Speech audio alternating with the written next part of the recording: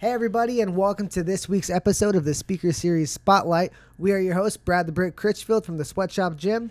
Ruben Austria, Farmers Insurance District 22. Brad, I am back. You are. And I'm happy to be back. Last week, we totally missed you last week. Oh. Everybody's feeling good? Everyone's good. Everyone's good. This week, we have an awesome guest with us, Mark Mendoza of Urban Energy. What's going on, Mark? Hey, just a pleasure to be here, guys. Awesome. Yep. Awesome. Glad to have you.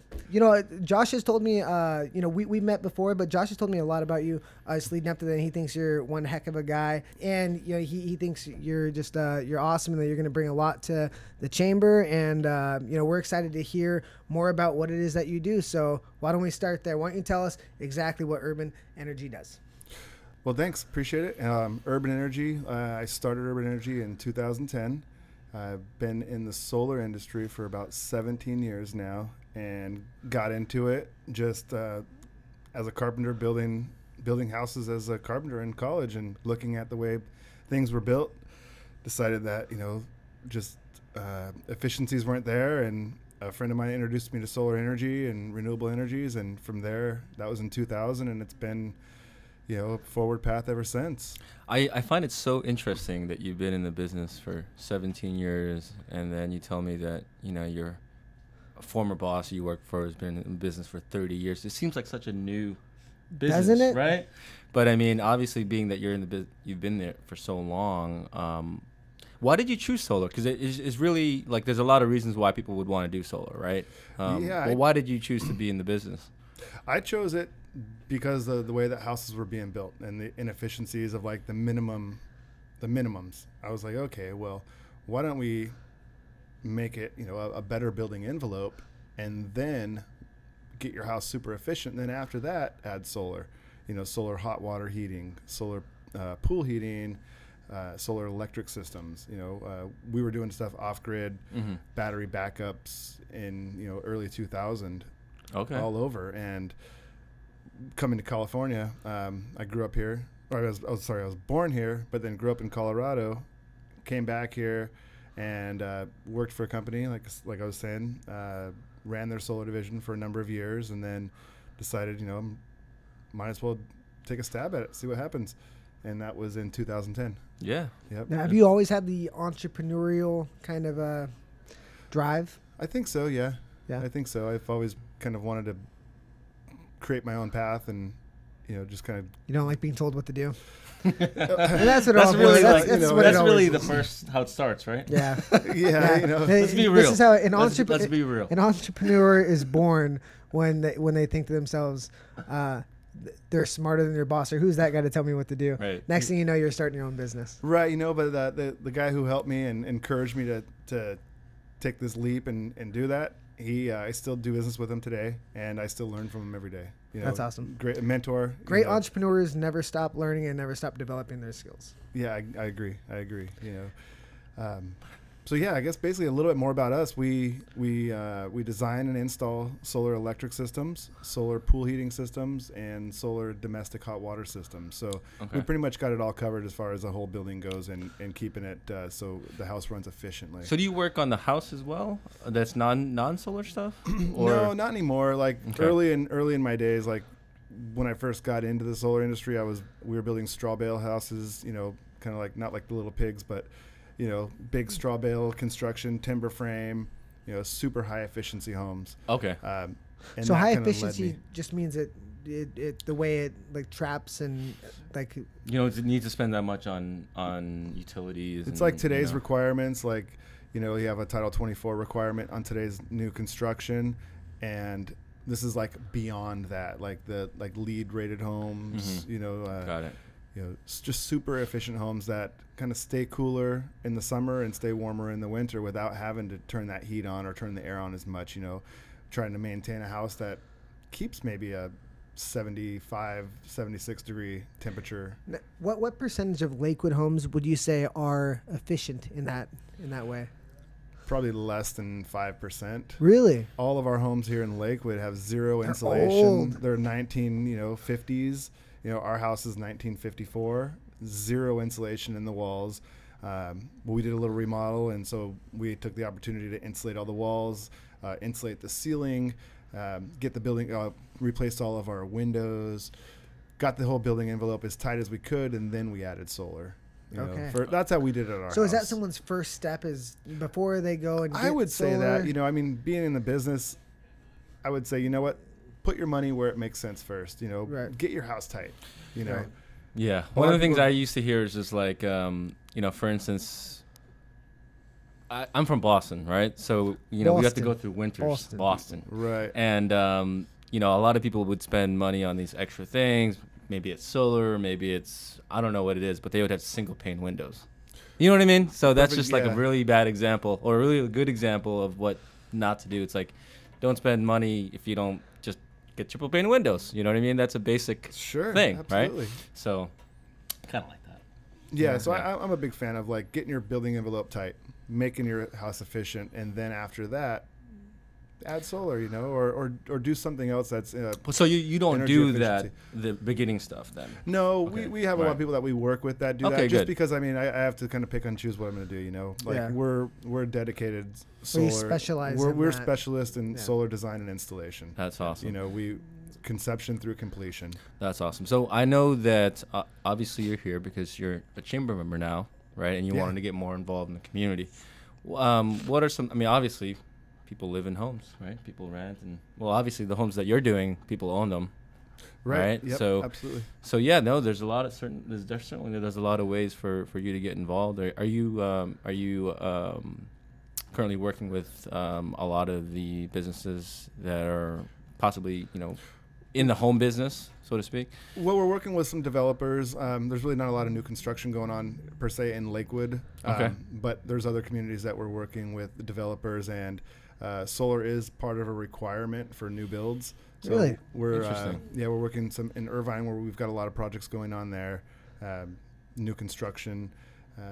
We are trying to get something in Lakewood going for our current residents and seeing what kind of incentives, or not even incentives, I guess, what would it be more as like Rebates and all that. like community discounts. Community almost. discounts. Oh, Like okay. community discounts. Like we just finished a program in Irvine, and what it is, we had pre-negotiated cost. So there's no need for these residents to go out and shop. It's pre-negotiated, small system, large system, everybody gets the same fair share. Mm-hmm. And it's, basically 20% less than anybody else. Nice. It worked out good. It was a good campaign. It Sounds worked out like it. good. So talking with Josh, I think we're going to try to get something like that for the Lakewood residents. That's awesome. Maybe, Very cool. some of the veterans, see what we can do. That's great. That's I don't great. really, So who is your customer? If you're talking to them out in internet land right now, who is the person that needs your service?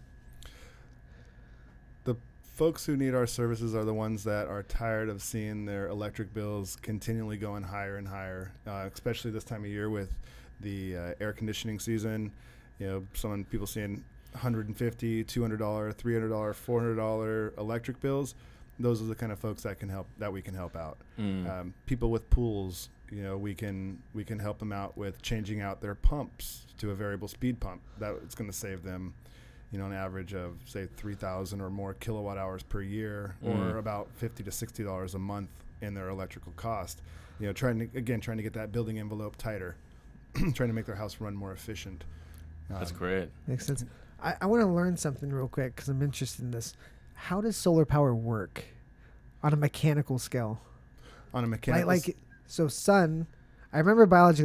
Photosynthesis. Is it kind of like that? It's photovoltaic cells. It's photovoltaic cells, yeah. So basically, the sun, Don't act like you knew this stuff. the solar radiance from the sun Prepped you. hits the silicon cells, and those cells create energy.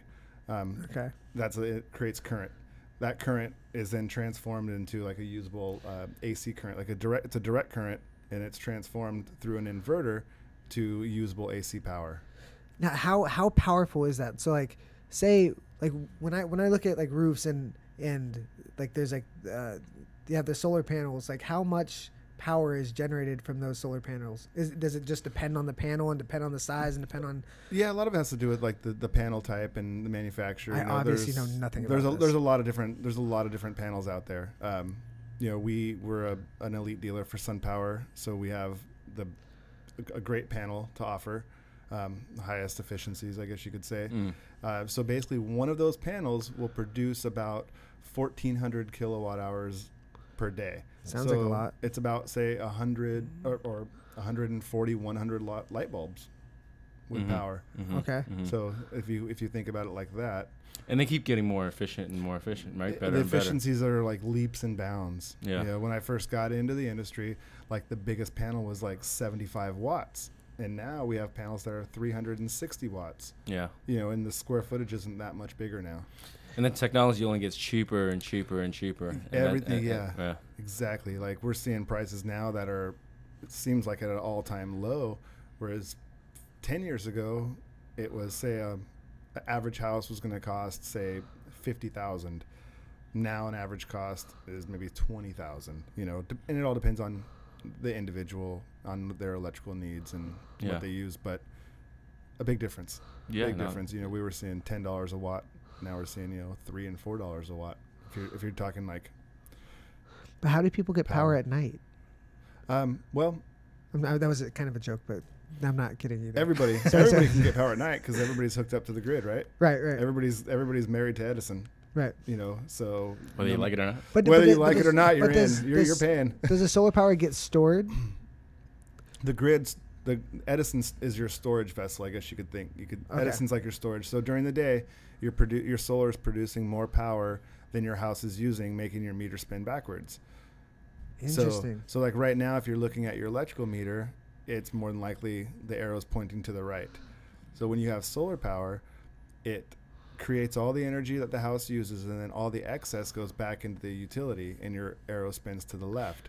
When that arrow spins to the left is when you're actually creating excess energy, and you're getting credit for that energy. Yeah, some people actually get paid. Oh, wow. Yeah, because they have. I'm glad I asked. I was just kind of being a smartass, but that makes perfect sense. And then there's also storage, you know, like battery storage. Like a lot of people are, you know, hearing like the battery walls and all this. So that would be more of like if the Edison goes down, the batteries can basically deploy. Do you deal with like a lot of like off the grid people that are like kind of like apocalypse people? We like early in my career, that's what our main was. But that was before. That was like almost. That was in the year 2000, right? Yeah. So that was like everything was going to go away in 2000. You know, people hunkering down. Yeah. Like the end of the world. In 99, 2000, no one knew what was going on, and you know, we were doing a lot of off grid stuff there. That's cool. Now we're seeing more of a. People want to get the batteries for either prepping or for if the grid goes down. Occasionally, they don't want to reset all their whole house for, you know, an hour. Yeah. Yeah, it's kind of a. I think, I mean, it must be a really exciting time for you, given that renewable energy is so. There's a lot of confidence in renewable energy now. I mean, you know, when it comes to, you know, reliance on oil and things like that. I don't want to get all political or whatnot, but God, you took it there, dude. You know, like, you know, fracking has become you know what I mean, and then wind energy and hydropower. So it's really cool that you're part of that whole revolution. Yeah, I'm really excited to be part of it. You know, energy independence. I think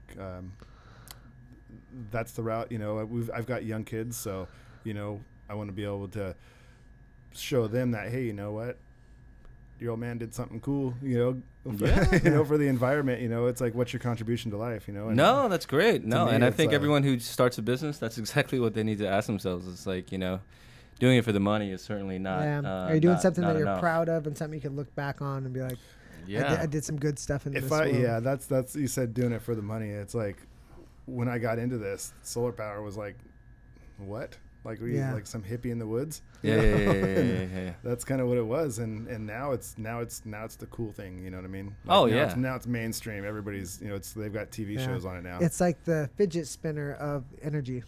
The fidget spinner. I'm just kidding. I don't know. It's not like that at all. Well, heck, you can buy them at every store now. I know. You know, just like solar. Then every once in a while you're on Facebook and you see like when people mess up with them and somehow they hurt themselves. I don't know.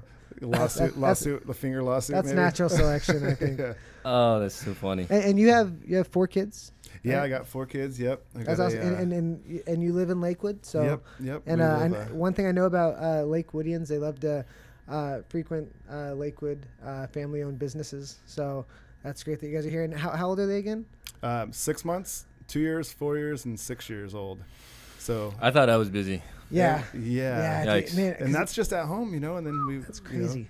We've got a small shop, so I've got. You got to put them to work like elves in a handful. shop. And you just put them in there. I mean, that's why we used to have kids, right? Because it was labor for the. Well, at least as they get older, you gotta employees, right? Yeah. Hey, you got gotta earn the family business. I would love for them to continue and run the family business later. That's ultimately. I guess that would be my goal ultimately. Right. To build something to pass it on, so big and sustainable to where you can. That's what that's what legacy is, right? That's the goal. Yeah, that's the goal. I'm sure things are going to be changing for the kids. Leaps and bounds. Mm-hmm. But that's the goal. That's awesome. Wow. Yeah, that's the goal. Well, Mark, we just wanted to say thank you for coming on. As far as your business with Urban Energy, I think we both can agree the future is bright. Oh my God, he's been thinking about this entire podcast. Yes. So thank you. Indeed. Thanks, guys. Thank you for coming on. You. Yeah, appreciate it immensely. Thank you so much. All right. All right. Guys, yeah. All right, guys. We are your hosts, Brad the Brick Critchfield from the Sweatshop Gym. Ruben Austria, Farmers Insurance District 22. And we will see you guys next week. Take care.